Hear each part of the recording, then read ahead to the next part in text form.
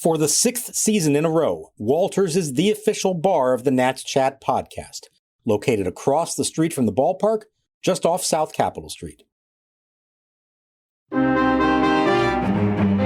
kick and the pitch, swinging a ground ball past the third baseman Chapman, between him and the line and into left field for a base hit. Wood scores. Garcia stops in second. On a nice piece of hitting by Jose Tena going the other way. He drives in his 6th run of the year. And the Nationals now lead by the score of 5-1. Outfield shades toward right, gap in left center on Ramos. The 0-2. Swinging a fly ball deep left field toward the corner. Trouble if it's fair, and it's gone, and this game is tied. Ramos is homered again. 2nd time in the series. He's sprinting around the bases. It's now the Nationals 5 and the Giants 5. Here's the set of the pitch. Swinging a ground ball toward short. Adames has it, races to the bag. Safe there, going to first, but he's out. The Nationals would have won the game, but Vivas slowed down, and they're out at first, and the inning is over. Young beat the play at second, but Vivas slowed down, and he's thrown out at first base to end the inning. If Vivas runs through the bag, the Nationals win, but he slows down thinking the play was over.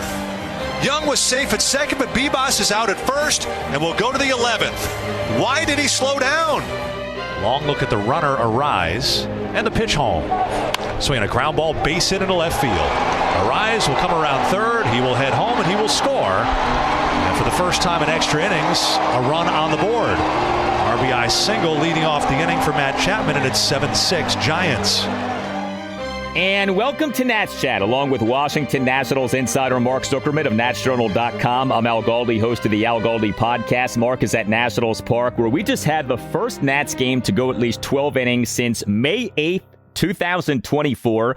That game was a 7-6 12-inning loss to the Baltimore Orioles at Nationals Park. This game on Saturday was a 7-6 12-inning loss to the San Francisco Giants at Nationals Park in Game 2 of a 3-game series. Yet another wild game for the Nats. This was a game in which the Nats blew a 5-1 third-inning lead, but overcame a 6-5 ninth-inning deficit. The game took 3 hours and 32 minutes. The Nats in MLB's 2026 regular season fall to 9-12, 8-5 on the road versus 1-7 at home. There was so much to this game on Saturday. We had another disappointing outing by starting pitcher Cade Cavalli. We had more crucial outs by the Nats on the base paths. We had a parade of bunts, many of which did not quite work in this game.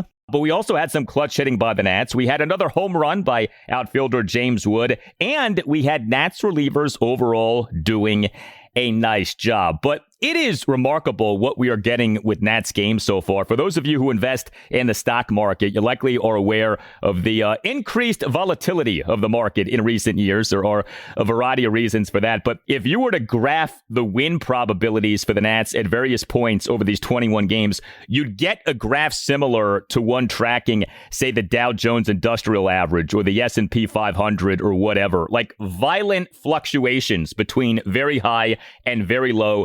These Nats games have been all over the place. And Mark, we on Saturday got another such game. I think the only safe investment right now, if you're talking about the Nationals, is to bet the over on the time of game.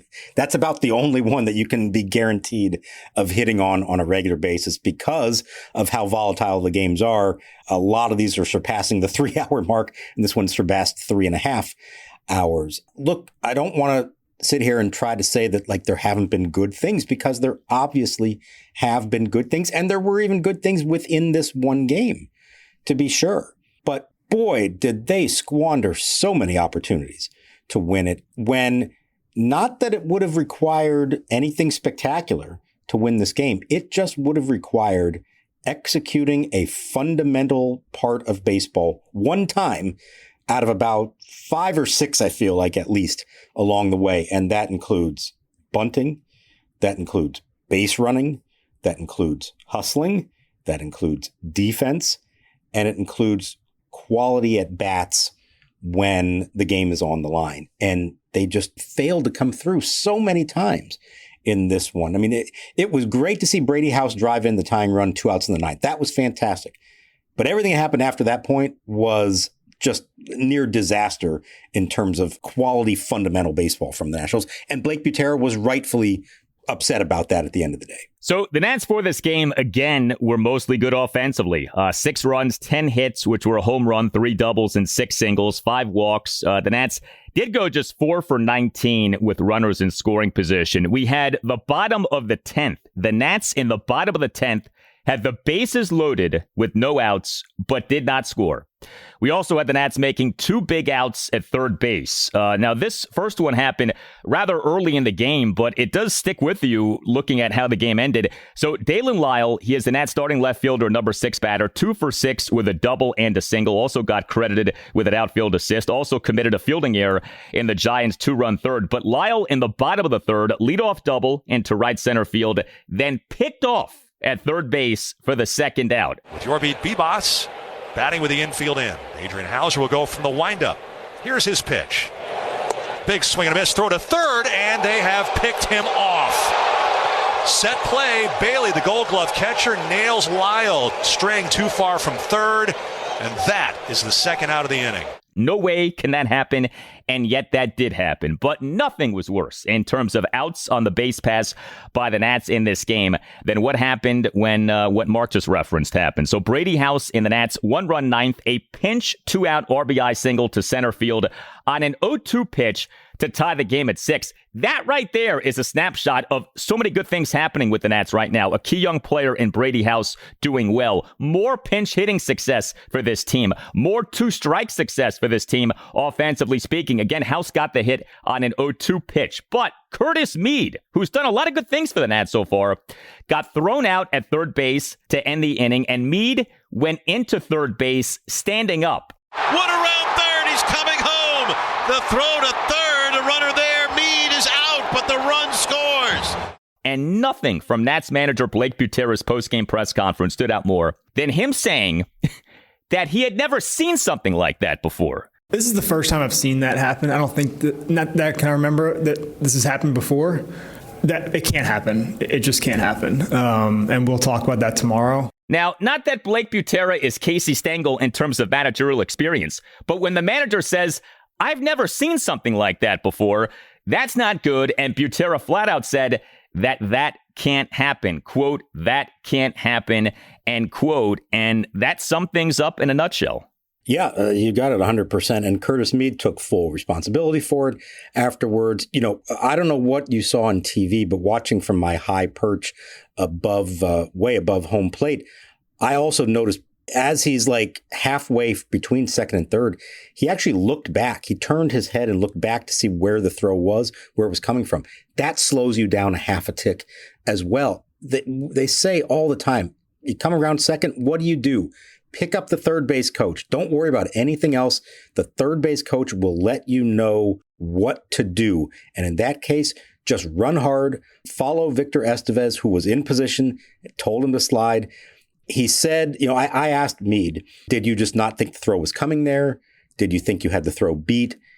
And he said he's honestly not sure exactly what happened, but he didn't believe that he had the throw beat. I think he just kind of, his brain froze in that moment. And I get it. You're focused on the fact that Brady House just delivered the hit and James Wood is scoring the tying run and the crowd is going nuts. But you've got to understand in that moment, the game isn't over and your run matters just as much now because you're the winning run in the bottom of the ninth. And he would have been safe if he slides. It's not like it was a real question. It wasn't going to be, I don't think there's a good chance of him being tagged out if he slides. He just didn't. And it's an egg on your face moment and you hope it doesn't happen again. As you said earlier, Dalen Lyle picked off third. That's the 5th time this year the Nats have been picked off a base, tied with the Marlins for most in the majors. Lyle has been the victim twice on that. Again, you just can't let these things happen. And, you know, we'll get to all the other fundamental things too, but I'm just going to point this out here because I've been thinking this in my head for the last few hours since it all happened. You could talk all you want about better coaching and better, process and more attention to detail. And I'm not going to sit here and try to say that the new staff isn't doing a better job of that than maybe the old staff did. But what we saw in this game is a real reminder that in the end, it's on the players to make the plays, to be in the right spot, to know what to do when the game is on the line. It's up to the coaching staff to put them in the best position, to teach them the best they can.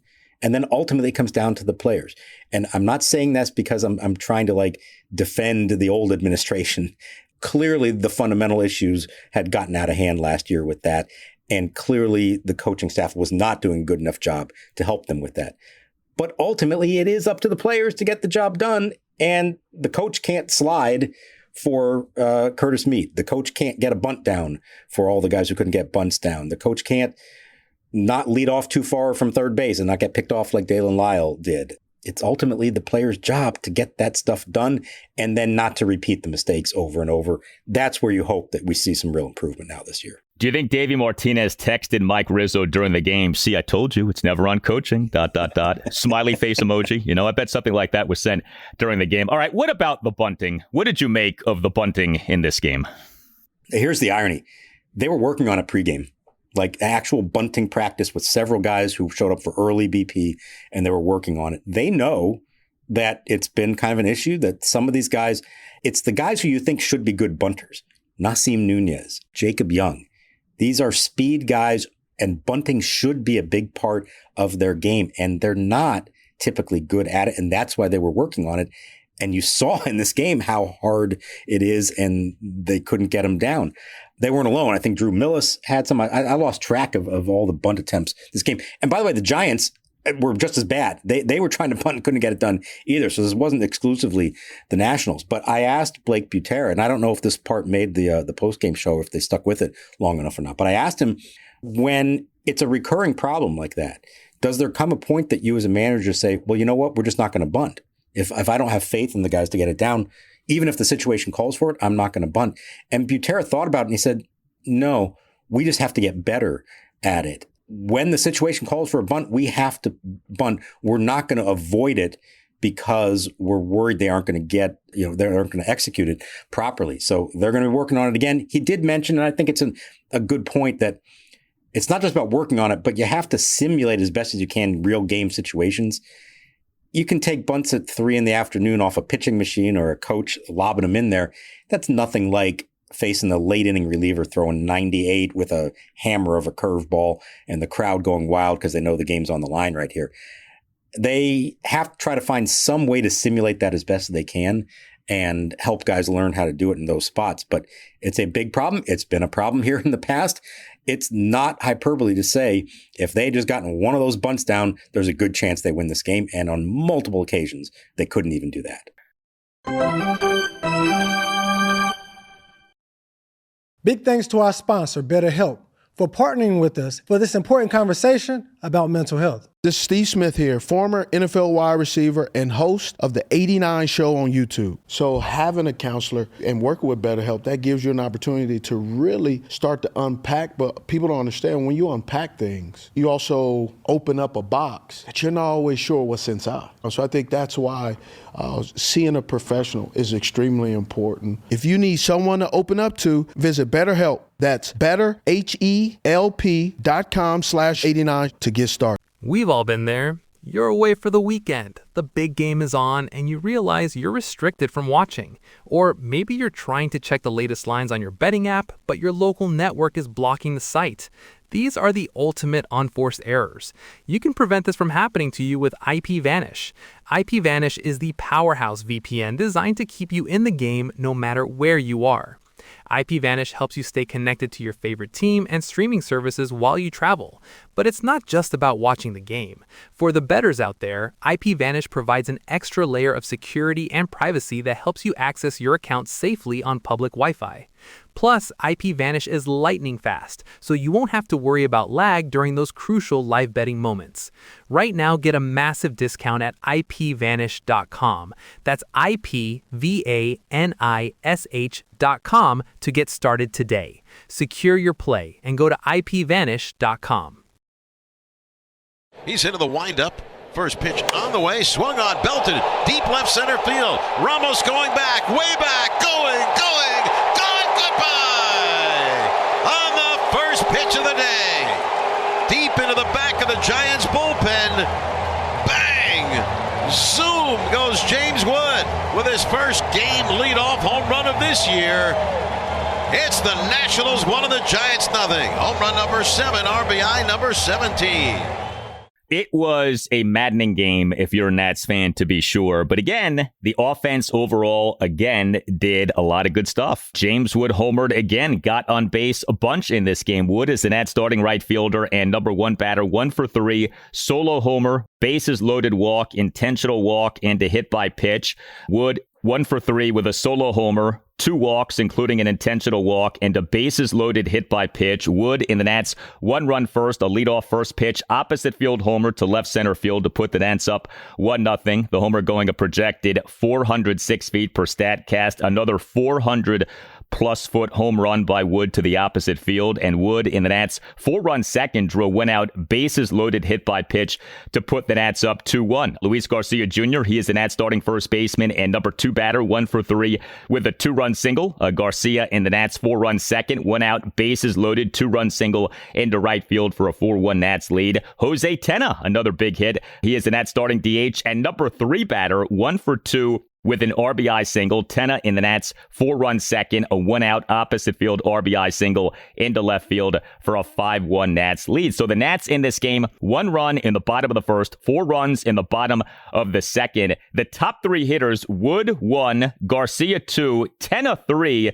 Jacob Young number 5. This was your Nats lineup, but again, overall, the body of work offensively, more good than bad, and another game in which the Nats score at least 5 runs. Right. I know plenty of people saw that lineup earlier in the day and they thought, what is going on here with Jose Tena as your number 3 hitter and Jacob Young as your number 5 hitter? And they're up, 5-1, 2 innings in, with Tena delivering another RBI single. Jacob Young did not have the best game offensively, so maybe that part of it didn't work out. But there is reason behind these kind of unconventional lineups. And it's not just about matching up for the starting pitcher, but trying to match up for later in the game and making sure that they have lefty-righty, set up for relief appearances that are coming later in the game. They don't want to stack the left-handed hitters together too much. They want to, think about who they're going to pinch hit for whom when. So all that goes into it. And for the most part, it is working. And if they just execute a little bit more, as we said, it's an even bigger game for them and they end up winning it. I mean, there's also in this game, C.J. Abrams came about like 1 foot shy of a 3-run homer that would have made it a 7-run second inning and an 8-1 lead. Who knows how the game is different if that happens. So there was some bad luck in there. Overall, you got to be pleased with what they're doing offensively. Yes, they need to clean up some of the fundamental stuff. I feel like over the last week, we've been talking about a lot of 1 for 9. What did you say? This one was 4 for 19 with runners in scoring position. There have been opportunities to score even more runs than they have. And I know they've typically scored enough to win games, but because of the state of the pitching staff, they may need to have a mindset of it's never enough. Keep attacking. Don't let up at any point along the way. I mean, they went cold for 6 innings in this game before getting hot again in the 9th. So good things. Yes. The lineups are working. James Wood's on fire. C.J. Abrams, for the most part, has been on fire. They're getting contributions from others. But I think the mindset has to be it's never going to be enough. Keep trying for more. Don't let up at any point during the game. Well, we can talk about the fundamentals, and the fundamentals were not at peak levels on Saturday. But I do think a lot of the blame for this loss goes on the Nats starting pitcher, Cade Cavalli. We, on the last installment of the podcast, talked about this being a big outing for Cavalli, relatively speaking, right? I mean, we are in the middle of April. We understand that. Cavalli had not been going anywhere close to deep into games, had not been looking particularly sharp. And in this game, he lasted for 4 innings. He allowed 3 runs, 1 earned in 4 innings. He gave up 7 hits, which were 2 doubles and 5 singles.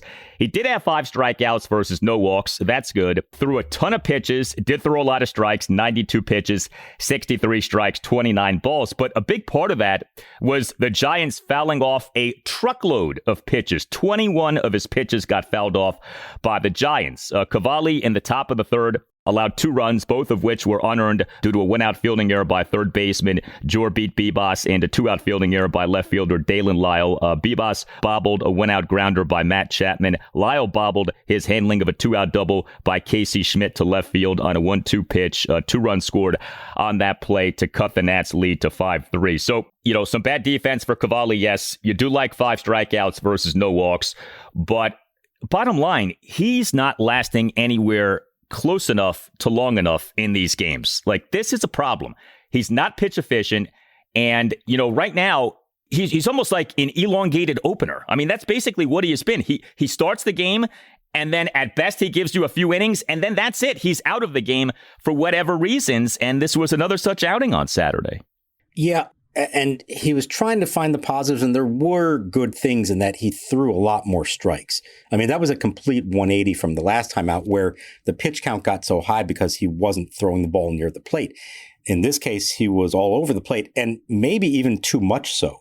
If you look at the strike zone plot, there are a ton of pitches right over the heart of the plate, and that led to hits, number one, but I think it led to all those foul balls you mentioned. 22 I had off of Cavalli. I had 45 for the game off Nats pitching. That is a gargantuan number, and that's elongating these innings. It's preventing the pitchers from going deeper. Cavalli knew it. They needed length from him in this game, and he could not provide that. And so he is frustrated by that.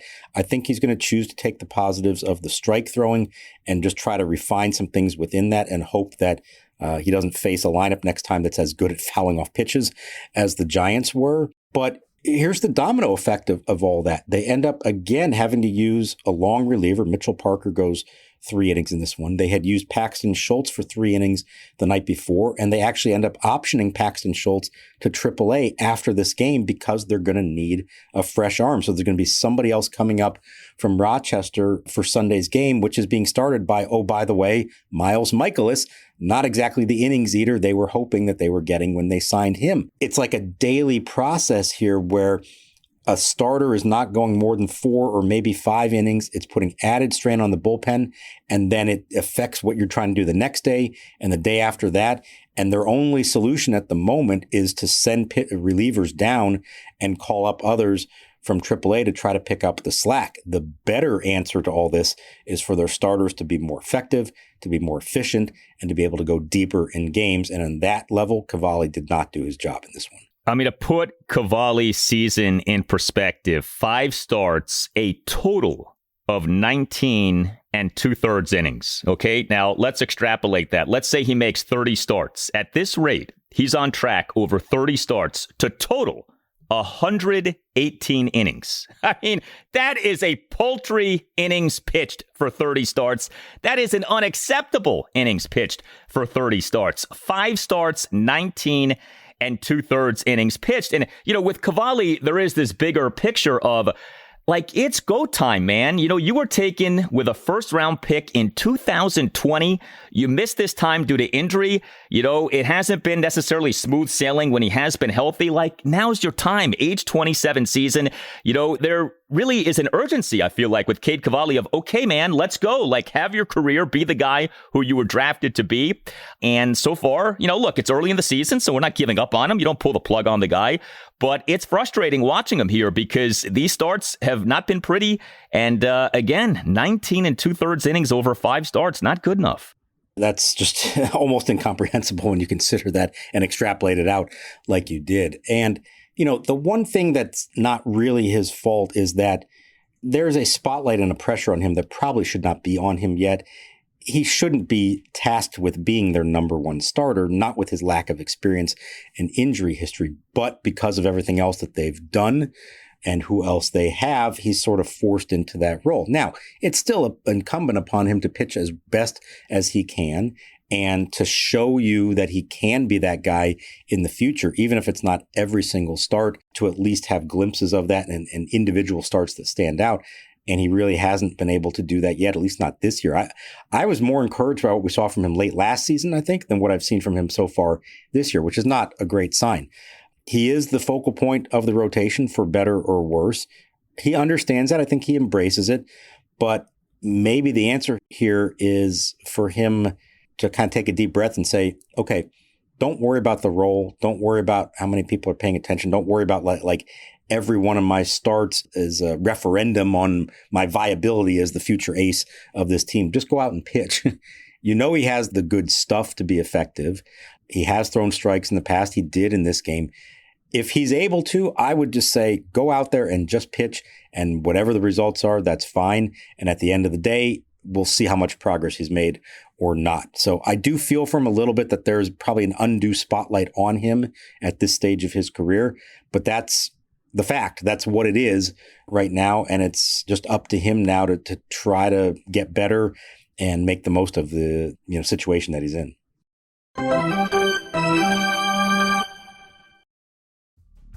Baseball fans know every pitch can change a game. Playoff hockey is just as intense. Every shift, every second matters. NHL on TNT has the best coverage, with stars like Paul Bissonnette bringing laughs and Wayne Gretzky breaking down the action. The studio crew makes every game feel bigger, just like a big Nationals win. Playoff hockey is unpredictable, physical, and full of overtime drama. If you love sports, you'll love the energy. Watch the Stanley Cup playoffs on TNT, TBS, True TV, and HBO Max. Coverage begins April 19th. Adames, the go-ahead run at second in a 5-5 game. Here's the pitch. Swing, it's looped in the air, left center field. This is going to get down for a hit. It'll be fielded on a bounce by Lyle, and the Giants will take the lead for the first time. Scoring Adames, Devers the RBI single, 6-5 San Francisco. That's his 8th RBI of the year. Well, the Nats bullpen is being used to a rather fierce degree, as we have talked about a bunch already. But I do want to give the bullpen credit because it, in this game, overall did good work. 4 Nats relievers combined to allow 4 runs, 3 earned in 8 innings. Mitchell Parker did allow 3 runs in 3 innings. Top of the 6th, he allowed 2 runs, gave up a 1-out, 2-run homer by Elliot Ramos to left field on an 0-2 pitch to tie the game at 5, and Parker in the top of the 7th allowed a run on 2 singles and a wild pitch. But the bullpen, the rest of the game was impressive. Gus Varland, scoreless top of the 8th. He gave up back-to-back 1-out singles, but then generated 2 consecutive swinging strikeouts with runners at the corners. Really good stuff from Varland there. Richard Lovelady, how about his work in this game? 2 perfect innings. He tossed a perfect top of the 9th for the Nats pitching staff's first 1-2-3 inning of the game. Boy, does that say a lot.